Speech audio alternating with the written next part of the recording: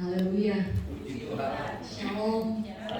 Salam sejahtera bagi kita sekalian. Sungguh merupakan suatu kehormatan ya bagi kami sekeluarga, istimewa bagi saya untuk melayani di tempat ini. Dan seperti kata suami saya tadi bahwa segala sesuatu itu tidak kebetulan. Ya, puji Tuhan. Saya rindu sekali Bapak Ibu, setiap keberadaan kami dimanapun kami mau menjadi berkat. Tidak lepas dari kemudian kita itu berpergian, kemudian kita berdiri di atas mimbar untuk bersaksi atau seperti kepercayaan dari Tuhan kepada saya melalui hamba Tuhan di tempat ini untuk berkhotbah. Tidak Bapak Ibu, tetapi mari dalam setiap kehidupan saya dan saudara, dalam tingkah laku kita, ya, itu adalah kesaksian, itu adalah surat yang terbuka. Puji Tuhan, haleluya, puji Tuhan. Bapak Ibu saudara yang terkasih dalam Tuhan Yesus Kristus, saya akan membawa renungan pada pagi menjelang siang hari ini. Bagaimana anak-anak Tuhan, kita jemaat Tuhan bisa menolong Tuhan. Dalam pengertian apa nanti akan kita sama-sama untuk kita belajar dari firman Tuhan. Menolong Tuhan. Apakah Tuhan itu perlu ditolong? Ya, Bapak Ibu Saudara yang dikasihi dalam Tuhan Yesus Kristus. Di dalam 2 Samuel 6 kita akan masuk dalam firman Tuhan ayat 1 sampai 7. Bapak Ibu Saudara, saya akan merangkum saja untuk pembacaan firman Tuhan karena agak panjang.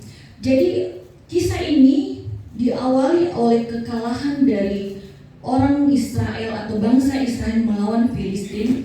Kemudian Filistin merebut tabut perjanjian. Dia merebut tabut Allah.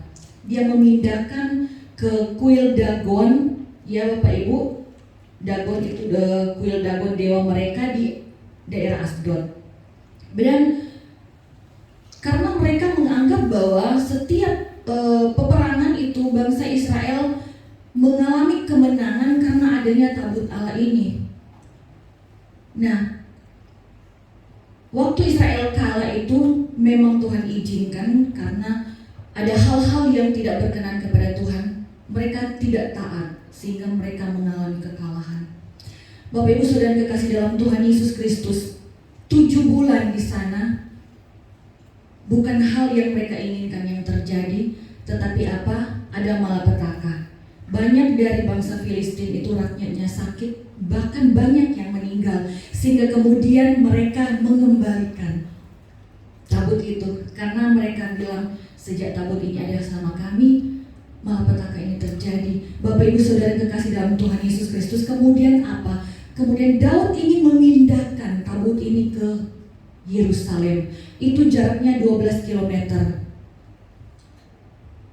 Nah, Bapak Ibu Saudara kekasih dalam Tuhan Yesus Kristus, kemudian mereka membuat gerobak yang baru dan mengangkut tabut Allah itu di atas gerobak dan lembu yang dipakai kemudian untuk menarik gerobak tersebut. Ini sejarahnya Bapak Ibu. Kemudian anak dari imam Abinadab yaitu Usah dan Ahio yang ada di sekitar. Jadi Ahio di depan, Usah di samping untuk mengendalikan laju dari lembu supaya tidak terlalu cepat, bisa mengikuti dari perjalanan langkah-langkah orang Israel. Bapak Ibu Saudara kekasih dalam Tuhan Yesus Kristus, mereka akan menempuh jalan yang terjal dan kemudian tanjakan, turunan. Dan apa yang terjadi? Suatu ketika lembu yang menarik gerobak ini tergelincir. Bapak Ibu Saudara kekasih dalam Tuhan Yesus Kristus, saat lembu tergelincir, Usah yang kebetulan ada di samping dari gerobak itu, dengan refleks dia tahan gerobak.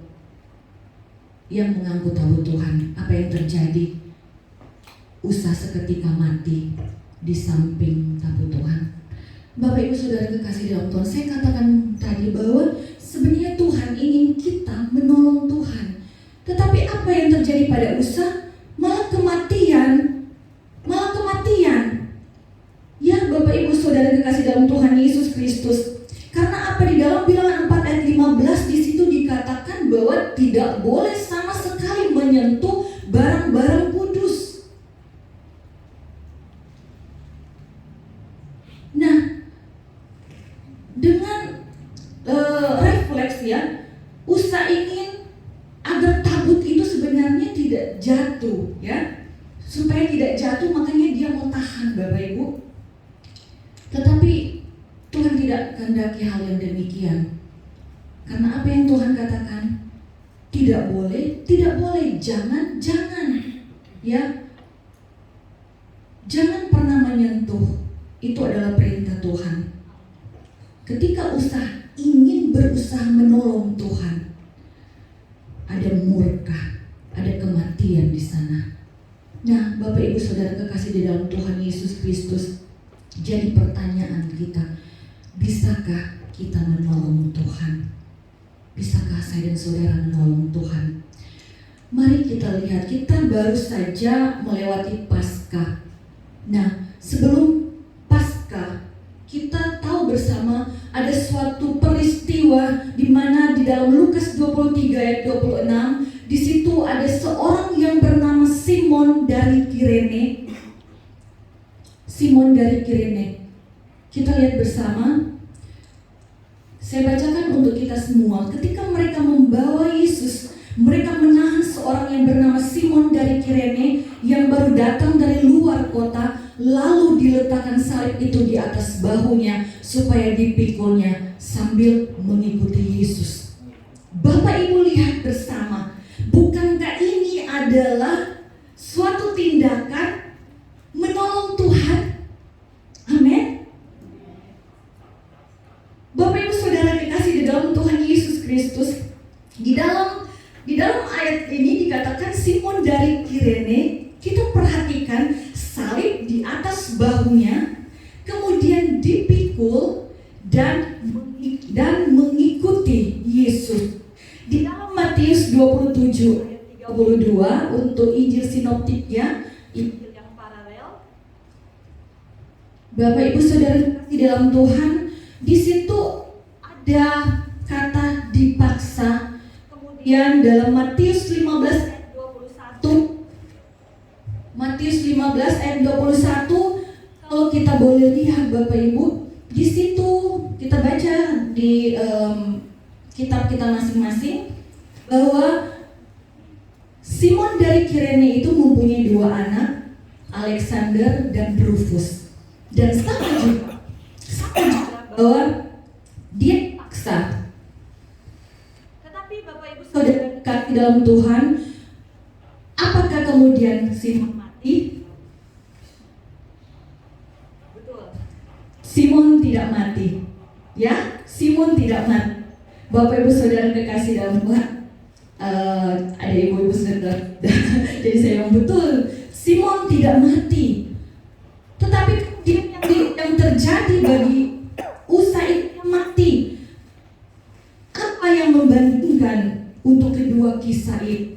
Mari kita lihat Bapak Ibu, bahwa sesudah peristiwa Simon dari Kirene itu menolong Tuhan Yesus memikul salib,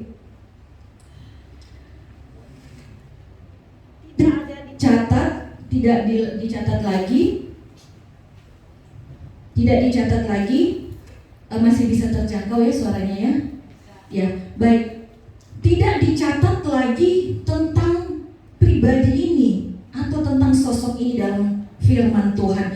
Tetapi Bapak Ibu Saudara kekasih dalam Tuhan, apakah dia kena murka? Ya, saya katakan tadi tidak. Karena apa Bapak Ibu? Kemungkinan tidak dicatat karena memang dia pada waktu-waktu selanjutnya meninggal. Tetapi Bapak Ibu Saudara yang kekasih dalam Tuhan Yesus Kristus, dipastikan sama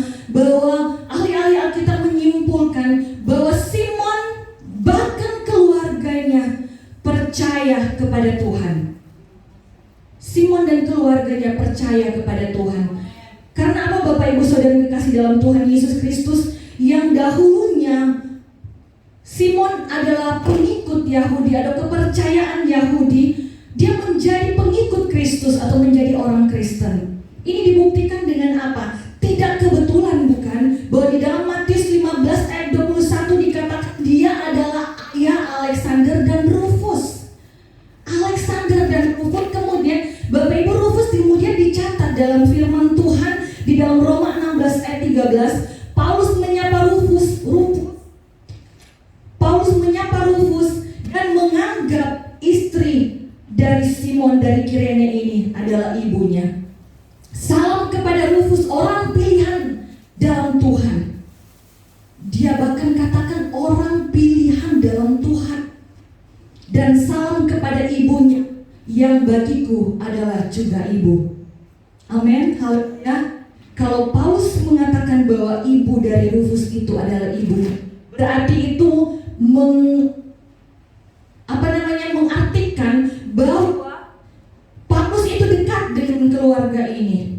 Walaupun tidak dicatat Bapak Ibu, walaupun tidak dicatat bahwa, puji Tuhan, baik, walaupun tidak dicatat di dalam peristiwa-peristiwa selanjutnya ada nama Simon di sana. Tetapi bukankah tidak kebetulan bahwa Markus mencatat, ya, segala sesuatu yang terjadi bagi saya dan saudara tidak pernah kebetulan. Amin. Haleluya, puji Tuhan. Jadi Bapak Ibu Saudara yang kekasih dalam Tuhan Yesus Kristus, apabila dalam keberadaanmu, dalam pelayananmu, dalam pengiringanmu, engkau tidak dicatat lagi, engkau bahkan dilupakan, ya. Tapi percayalah, bukankah Tuhan tidak pernah melupakan kita? Apa yang engkau perbuat Tuhan akan perhitungkan. Mungkin secara engkau pribadi tidak, tapi bahkan keluargamu akan menikmati berkat-berkat itu. Haleluya, puji Tuhan. Amin, haleluya. Dan ketika Simon menjadi berkat kepada keluarganya, itu saat dia mau memikul salib Kristus. Bapak Ibu Saudara kekasih dalam Tuhan Yesus, Simon menolong Tuhan, tidak mendatangkan murka baginya, tetapi mendatangkan berkat. Keluarganya diberkati, bahkan terlibat dalam pelayanan seperti yang diakui oleh Rasul Paulus. Bapak Ibu Saudara kekasih dalam Tuhan Yesus Kristus, ketika kita dan saya dan saudara menolong Tuhan, yakin bahwa saya dan saudara akan mengalami berkat-berkat Tuhan. Bahkan anak cucu kita diberkati Tuhan. Puji Tuhan, haleluya, puji Tuhan. Nah, sekarang menjadi pertanyaan, siapa yang bisa menolong Tuhan? Bapak Ibu, kita tahu bersama bahwa Usa adalah keluarga dari imam. Ya, Usa adalah keturunan dari imam, keturunan Lewi. Nah, sementara Simon Kirene itu bukan orang percaya, bahkan dia percaya pada kepercayaan Yahudi. Nah, Bapak Ibu, dia juga tidak tercatat dalam salah satu murid Tuhan Yesus. Tetapi apa yang terjadi Bapak Ibu? Kita lihat di dalam Markus 15 ayat 15. Kita akan perhatikan di sana. Oh ya, Markus 15:21, baik kita lihat di situ dulu. Pada waktu itu lewat seorang yang bernama Simon. Pada waktu itu lewat. Bapak Ibu Saudara kekasih dalam Tuhan Yesus Kristus, kita perhatikan kata lewat. Kata lewat itu sebenarnya bukan menjadi tujuannya untuk dia ada di situ, bukan? Amin. Dia hanya semacam kebetulan saja lewat, ada peristiwa Tuhan Yesus memikul salib. Bapak Ibu Saudara kekasih di dalam Tuhan Yesus Kristus,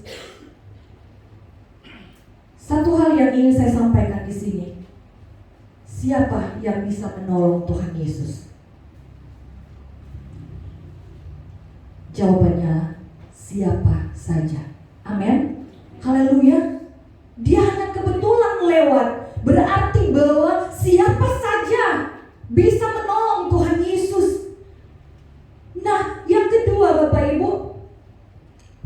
bicara tentang kapan saja. Kapan saja bahwa segala sesuatu, ya Bapak Ibu, kapan saja Tuhan akan membuat kita terlibat. Haleluya, puji Tuhan. Kata lewat di sini itu bicara tentang kapan saja dan siapa saja. Karena Simon bukan orang yang terkenal. Simon dari Kirene itu orang biasa, bahkan dia tidak punya nama besar.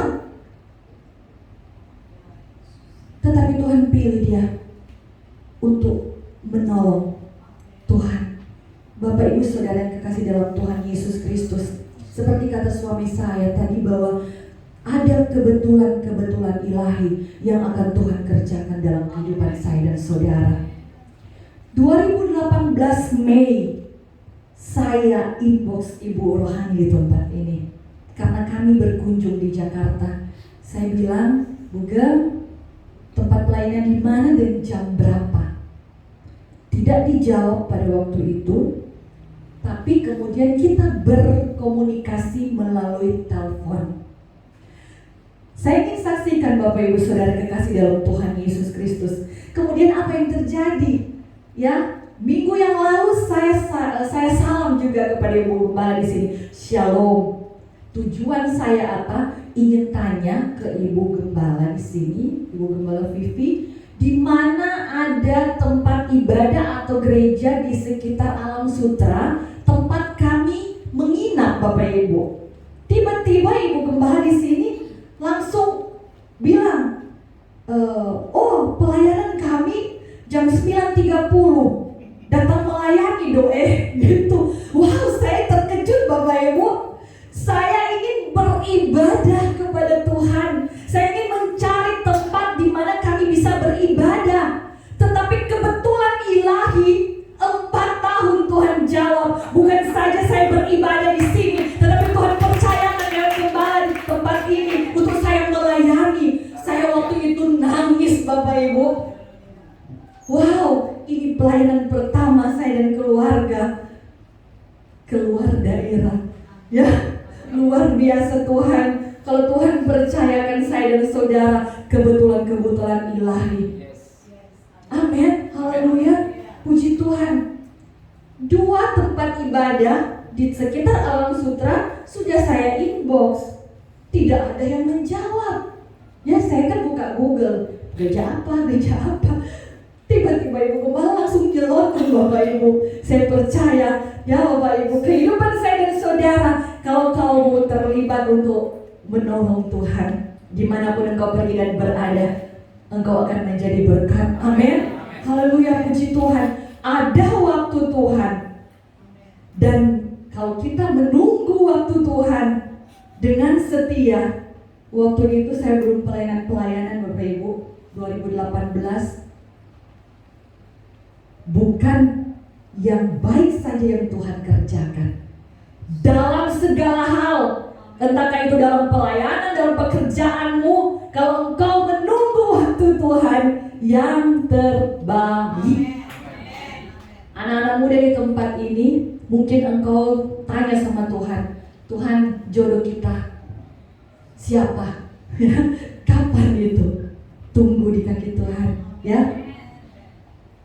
Tuhan tahu, bukan saja yang baik tapi yang terbaik. Haleluya, puji Tuhan. Bapak Ibu Saudara, kalau engkau minta Tuhan kasih, engkau minta apapun pekerjaan ataupun apa Tuhan kasih, tetapi ada konsekuensi kalau itu bukan yang dari Tuhan.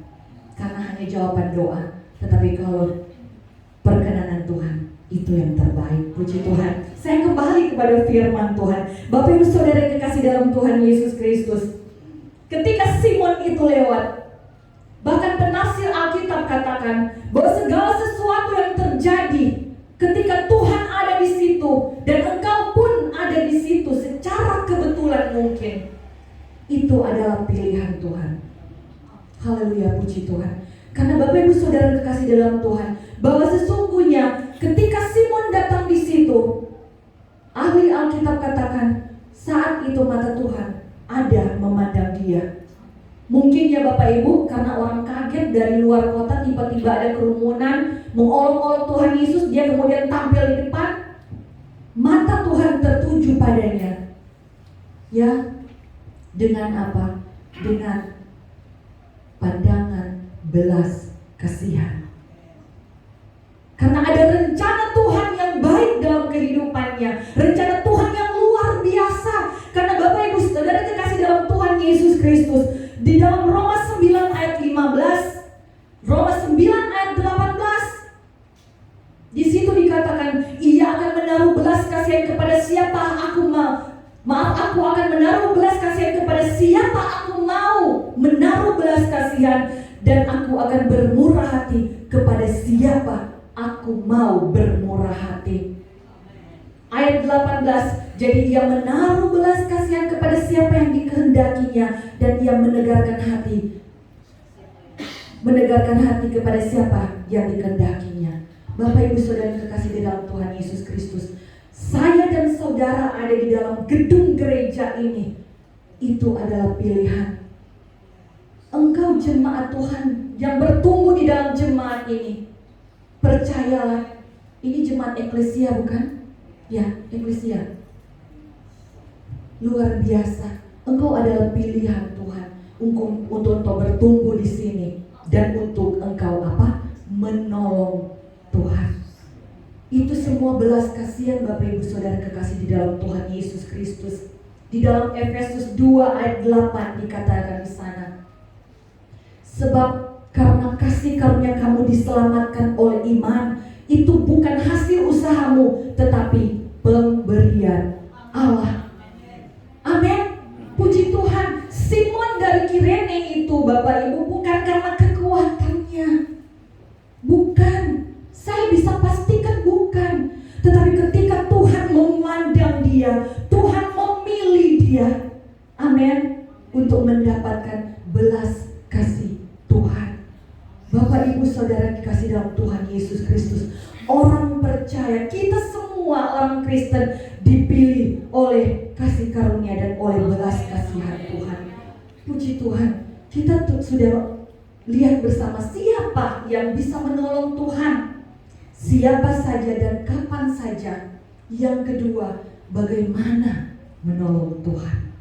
Bapak Ibu Saudara kekasih di dalam Tuhan Yesus Kristus, ketika Matius 27 ayat 32 dan Markus 15 ayat 21 yang sudah kita baca tadi sebentar Bapak Ibu, di situ ada kata mereka paksa. Mereka paksa. Tetapi apakah Simon dari Kirene itu terpaksa? Tidak Bapak Ibu. Walaupun secara caranya dia dipaksa untuk memikul salib Yesus, tetapi saya yakin dia tidak terpaksa. Karena apa? Bisa saja dia melarikan diri. Ya, bisa saja dia melarikan diri. Kenapa dia yang dipilih, yang dipaksa? Bukankah kita tidak mengerti cara Tuhan? Ya, Tuhan bisa memakai kejahatan orang lain. Tuhan bisa memakai sesuatu yang tidak baik bagi saya dan saudara, seolah-olah membuat pekerjaan atau memaksa. Hal itu tidak mengenakan bagi saya dan saudara. Tuhan bisa memakai kejahatan orang lain untuk kita masuk dalam rencana Tuhan. Jadi ketika saya dan saudara kemungkinan dalam kehidupan kita ada fitnah, kita kemudian dikatakan hal-hal yang tidak benar, mari kita tetap ada di dalam hadirat Tuhan. Amin. Ya, karena kita tahu bahwa rancangan Tuhan damai sejahtera. Puji Tuhan. Kalau itu perkenanan Tuhan, kejahatan atau hal-hal yang tidak baik Bapak Ibu, itu akan mendatangkan kebaikan. Amin. Puji Tuhan. Haleluya. Itu tidak kebetulan. Itu adalah rencana Tuhan. Karena Tuhan bisa memakai siapa saja dan apa saja. Ketika suami saya berkata tadi bahwa pandemi ini adalah hal yang menakutkan di seluruh dunia ini Bapak Ibu, kita tahu bersama karena kita mengalaminya, bukan? Bukankah itu juga merupakan suatu kejahatan? Ya, kenapa Tuhan? Tetapi ada rencana yang Tuhan kerjakan lewat semuanya itu. Untuk kita, anak-anak Tuhan dimurnikan, hamba-hamba Tuhan dimurnikan.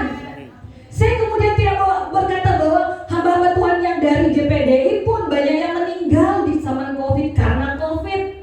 Itu urusan Tuhan.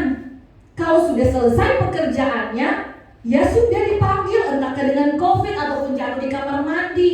Itu bukan kita punya hak untuk menghakimi, oh dia begini kena COVID mati. Tidak Bapak Ibu. Kalau di dalam rencana Tuhan, karena yang dia kerjakan sudah selesai, ya di dunia ini sudah selesai, dan tempatnya di sorga sudah selesai. Puji Tuhan Bapak Ibu. Tetapi ketika itu dipaksa, itu berpengertian bahwa dilibatkan, ya dalam rencana Tuhan dia dilibatkan dan dia melibatkan diri. Amin Bapak Ibu. Kalau kita mengerti rencana Tuhan dalam kehidupan kita, kita lihat kita dilibatkan. Kita itu orang Kristen itu sudah dilibatkan dalam pekerjaan pelayanan. Mari kita memberi diri untuk terlibat di dalamnya. Karena Simon tidak melarikan diri, Simon memberi dirinya untuk terlibat memikul salib Tuhan. Bapak Ibu Saudara kekasih di dalam Tuhan Yesus, tetapi tidak sembarangan bagi saya dan saudara sebagai anak-anak Tuhan, sebagai hamba Tuhan, untuk menolong Tuhan. Tidak sembarangan. Di dalam Lukas 23 ayat 26 dikatakan di sana Bapak Ibu, salib di atas bahunya, ya, ia menahan yang datang dari luar kota, lalu diletakkan salib itu di atas bahunya supaya dipikulnya sambil mengikuti Yesus. Kenapa harus jelas? Kenapa harus jelas? Kenapa harus dicatat salib di atas bahunya supaya dipikul? Setiap perkataan dalam firman Tuhan ada sesuatu yang ingin Tuhan nyatakan atau Tuhan inginkan bagi saya dan saudara. Itu bukan kebetulan bahwa Lukas mencatat salib di atas bahunya supaya dipikul sambil mengikuti Yesus. Bapak Ibu Saudara di dalam kasih Tuhan Yesus Kristus, bukankah dalam Matius 10 ayat 32 di sana dikatakan, barang siapa tidak memikul salibnya dan mengikuti aku, ia tidak layak bagiku. Kalau kita tidak memikul salib, ya tidak layak. Makanya Simon memikul salib. Bapak Ibu Saudara kekasih dalam Yesus Kristus, kita kemudian melihat ketika Tuhan Yesus memikul salib,